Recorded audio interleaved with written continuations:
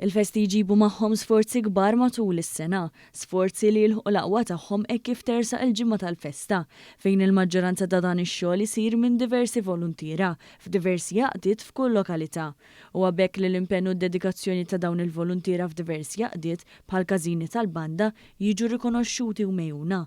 Laqdiet mużikali fost il-ħafna qdiet volontarji jiffaċċjaw ħafna sfidi fosthom dawk finanzjarji u ta' riżors uman biex jaħdmu matul is-sena u biex iżommu ħaj il-wirt kulturali fl-ibliet u l-irħula.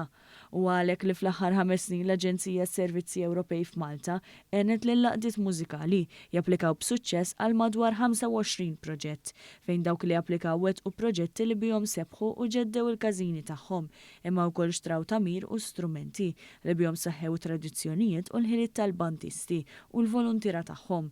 Inizjattiva oħra li l-istess aġenzija twettaq dan is-sajf hija dik li qed iżiru żjarat matul il-ġimgħa tal-festa lil dawk laqdiet mużikali li fl-aħħar snin ibbenefikaw minn fondi Ewropej għal proġetti ta' natura differenti fil-lokalitajiet tagħhom.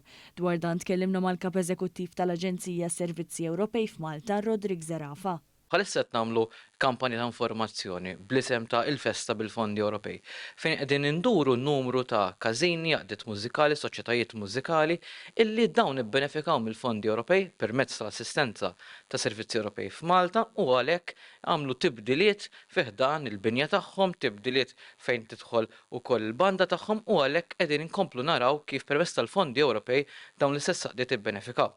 Il-fondi Ewropej jgħinu lil każini tal-banda jirranġaw il-bini tagħhom sabiex ikunu jistgħu jsaħħu l-operat tagħhom. Iżda l-għajnuna tmur lil hemm mill-appoġġ għal proġetti infrastrutturali.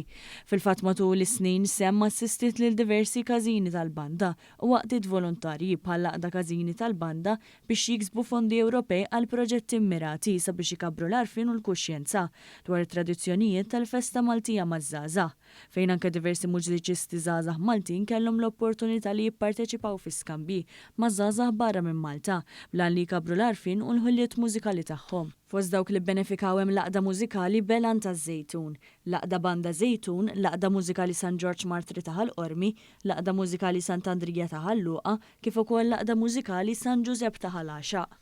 Ħeġġeġ lil dawk illi qegħdin ukoll isegwuna sabiex huma wkoll jekk huma interessati fil-fondi Ewropej huma ġejjin minn xi għaqda mużikali jew inkella soċjetà tal-banda ikellmuna għaliex aħna tista' jgħid li aħna l-one stop shop fejn jidħol fondi Ewropej għalfejn. One stop shop tal-fondi Ewropej għaliex aħna nippromovu l-fondi Ewropej però mbagħad ngħinuk timla applikazzjoni u jekk hemm bżonn ukoll dan il-proġett jiġi aċċettat naraw illi fost oħrajn ngħinu fejn tidħol l-implementazzjoni.